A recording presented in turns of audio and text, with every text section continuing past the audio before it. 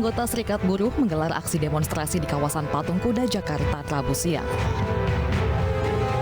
Dalam aksi ini, buruh membawa 6 tuntutan kepada pemerintah, diantaranya menolak kenaikan harga BBM, menolak Omnibus Law UU Ciptaker, menaikkan UMK atau UMP tahun 2023 sebesar 13%, menolak PHK di tengah resesi global, menuntut reformasi agraria dan mengesahkan RUU Pekerja Rumah Tangga.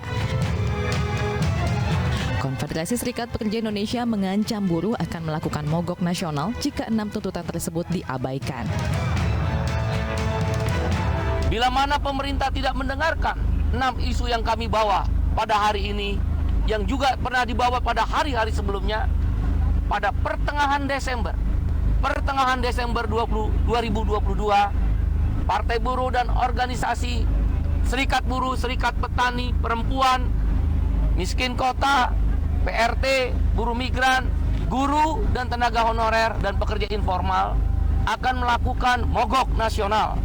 Mogok nasional pada pertengahan Desember 2022. Tidak hanya di Jakarta, aksi unjuk rasa buruh juga akan digelar serempak di 34 provinsi lainnya.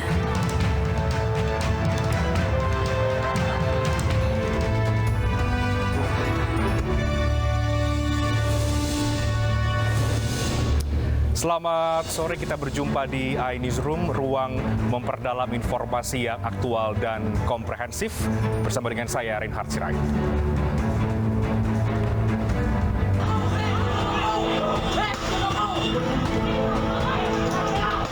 Aksi saling lempar antara anggota perguruan silat dengan kelompok tak dikenal terjadi di Jalan Sumargo, Lamongan, Jawa Timur.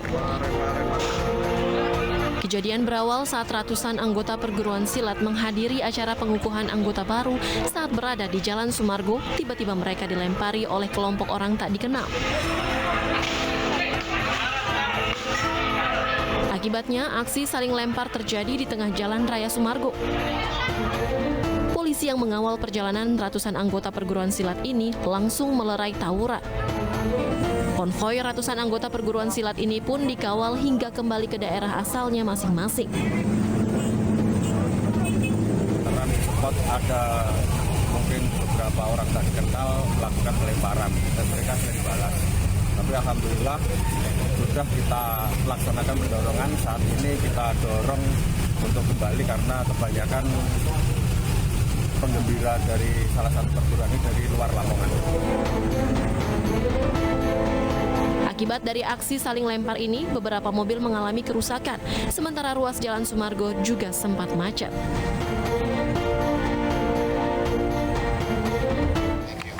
Sidang perdana pembunuhan Brigadir Joshua akan digelar mulai Senin 17 Oktober 2022. Sidang akan digelar secara terbuka dan menghadirkan para tersangka.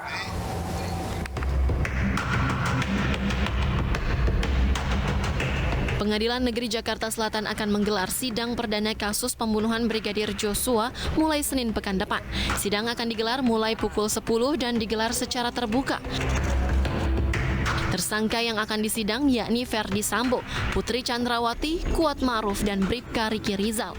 Sementara Barada Eliezer akan disidang mulai 18 Oktober 2022. Pengadilan Negeri Jakarta Selatan sudah menunjuk tim majelis hakim dalam kasus pembunuhan berencana Joshua. Mereka adalah Wahyu Iman Santosa sebagai hakim ketua, sedangkan Morgan Simanjuntak dan Alimin Ribut Sujono sebagai hakim anggota. Sementara itu terkait pengamanan, Kapolres Jakarta Selatan Kombes AD Ari Syam Indardi telah menyiapkan 170 personelnya untuk mengamankan jalannya sidang. Selain ditetapkan sebagai tersangka obstruction of justice dalam kasus pembunuhan Brigadir Joshua, mantan anak buah Ferdi Sambo Brigjen Hendra Kurniawan kini tengah diperiksa terkait dugaan gratifikasi pesawat jet pribadi. Brigjen Hendra Kurniawan beserta 7 anggotanya diketahui mengunjungi keluarga almarhum Brigadir Joshua di Jambi menggunakan pesawat jet pribadi.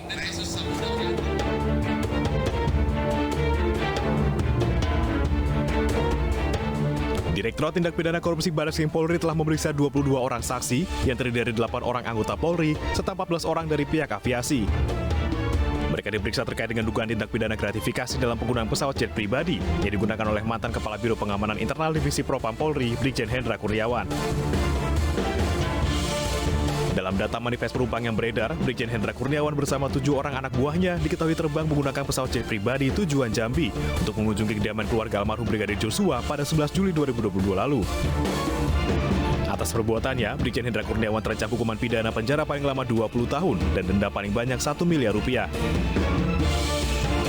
2022.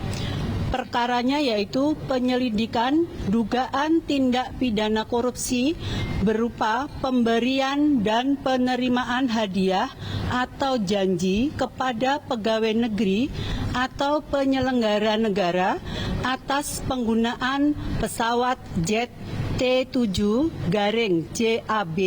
dari Jakarta ke Jambi dan dari Jambi ke Jakarta yang dilakukan pada tanggal 11 Juli 2022. Selain diperiksa terkait dugaan gratifikasi pesawat jet pribadi, Brigjen Hendra Kurniawan juga telah ditetapkan sebagai tersangka tindak pidana obstruction of justice atau upaya perintangan pembunuhan Brigadir Joshua. Meski telah berstatus sebagai tersangka, Polri hingga saat ini belum menggelar sidang kode etik terhadap Brigjen Hendra. Polri bahkan sudah 2 kali menunda sidang kode etik terhadap Brigjen Hendra. Salah satu alasannya karena saksi kunci yang juga salah satu tersangka penghalangan penyidikan AKBP Arif Rahman sakit keras.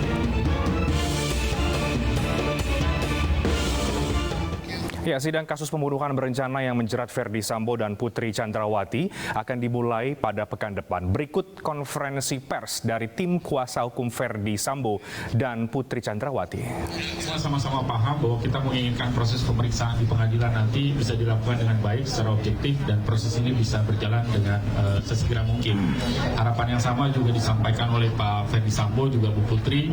Beliau berdua ingin segera menyelesaikan persoalan ini sehingga untuk kepentingan itu proses persidangan yang cepat, tentu yang objektif dan imparsial itu sama diharapkan oleh mereka berdua. Itu yang pertama. Kemudian yang kedua, rekan-rekan sekalian, untuk menghindari penafsiran atau framing yang terlalu jauh, maka perlu dijelaskan ada 3 fase terkait dengan peristiwa-peristiwa, terutama yang dikaitkan dengan apa yang didakwakan kepada kedua klien kami.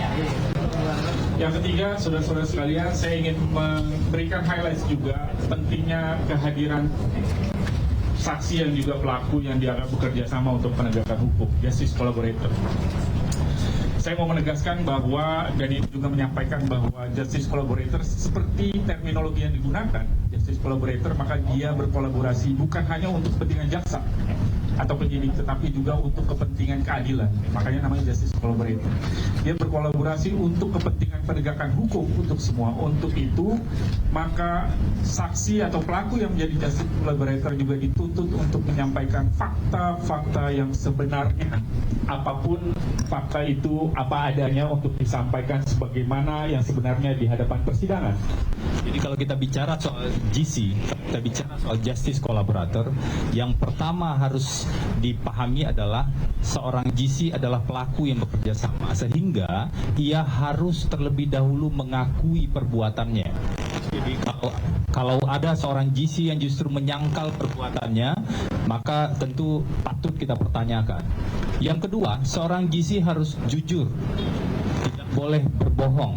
Kalau seorang GC berbohong, maka ia justru tidak berkontribusi mengungkap keadilan itu, tapi justru merusak keadilan yang dicita-citakan oleh semua pihak. Sehingga seorang GC tidak boleh hanya menggunakan label GC tersebut untuk menyelamatkan diri sendiri. GC bukan sarana untuk menyelamatkan diri sendiri. GC adalah sarana untuk mengungkap keadilan yang lebih besar bagi semua pihak. Tersangka kasus dugaan korupsi Gubernur Papua Lukas NMB menjalani pemeriksaan medis oleh tim dokter pribadi. Informasi selengkapnya kami hadirkan usai jeda.